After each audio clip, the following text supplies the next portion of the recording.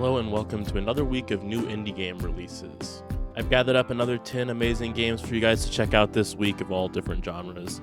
As always, I think I've got a lot of stuff this week that you'll be interested in, so let's just get right into it. Up first, coming out on March 23rd, we have Journey of the Garden Rose. This is a kind of retro-style action-adventure where you're exploring a low-poly environment and a mysterious palace, and it looks like you're fighting a lot of bugs. The game has an awesome and unique old-school style that I'm super excited for. Something about the color palette of this one just really speaks to me. I don't know, maybe I'm just too locked in because of the start of Steel Ball Run, but it's something about it's giving me JoJo vibes. But I could be crazy. After that, coming on March 23rd as well is Pakinpaks. This is a cozy puzzle game where you are packing bags for little cats who are going on various vacation spots.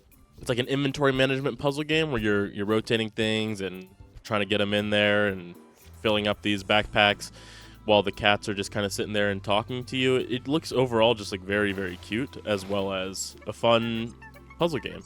Also on March 23rd, coming out in early access, is What is the Ghost? This is a multiplayer top-down pixel art game that seems to play like Phasmophobia, where you are entering different maps and trying to figure out which ghost is haunting that location. As you play the game, you level up and get different types of abilities that you can use during the different hunts, and it just looks like a really fun time, especially to play with friends. Continuing the list of games coming out on March 23rd, we have No Vacation for an Executioner.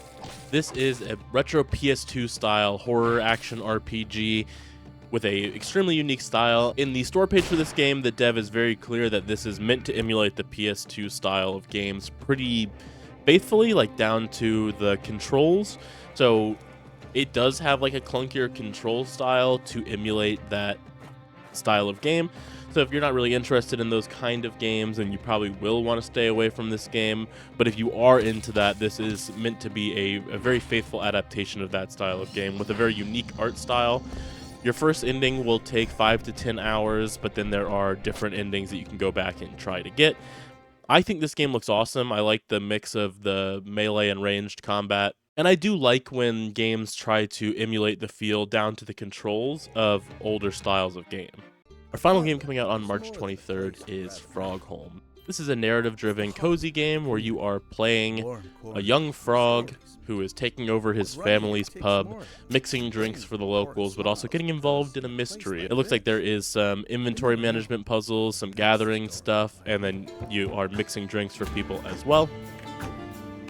I always love these kind of games that are mysteries, but then also focusing on a more cozy mechanic like the gathering and pub management, so I'm really looking forward to this game.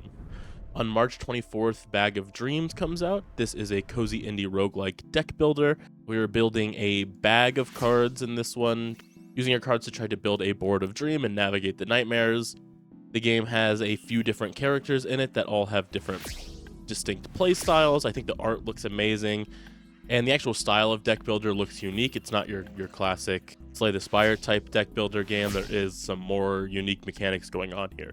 On March 26th, Dracamar comes out. This is a collectathon 3D platformer that has an adorable art style where you're collecting these little guys who are, chilling around. I mean, you can see them in the trailer here. It's just a very cute 3D platformer. The game's design is focused on Mediterranean landscapes and cultures, and specifically seems to focus on the Catalan culture.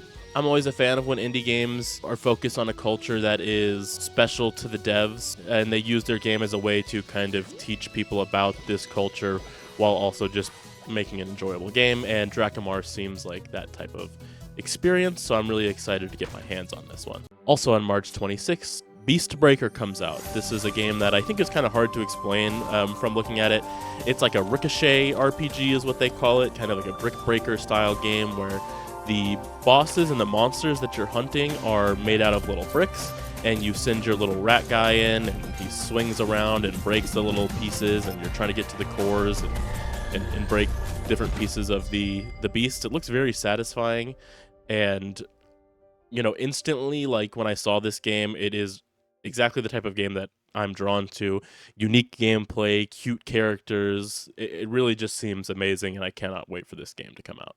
On March 27th, The Wide Open Sky is running out of Catfish releases. This is a game with a retro style aesthetic where you are flying around the skies, taking pictures of the clouds, turning the clouds into fish. It doesn't look like anything else that I've ever seen before, and like I was just saying, that really interests me. It seems extremely cute. You are flying on a giant catfish. I love fish.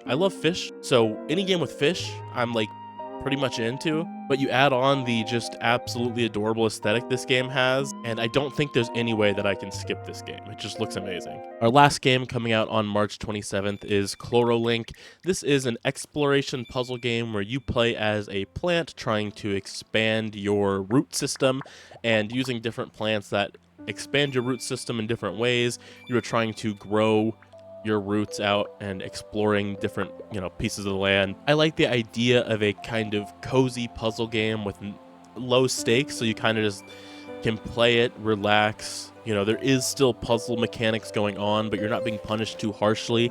The main goal of the game is to explore and relax and, play with these sandbox that the game has kind of given you, see these different biomes, and I am just so here for it.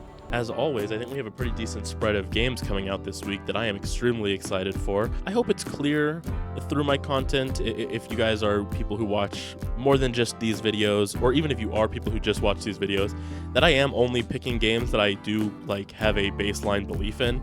I'm not just throwing out games. I look through games for quite a while for these videos, trying to make sure I'm picking things that I think have genuine care and passion put into them. I don't want to just be showing off games that I think are not worth your guys' time.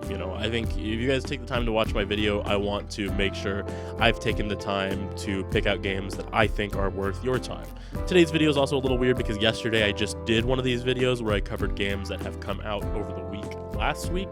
If you watch that video, you watch this video, let me know which format you prefer. But other than that, guys, as always, eat some trash and do some science for me, and I'll see you tomorrow with another great indie game to check out for you. You guys have a great day, and I'll see you tomorrow. Bye.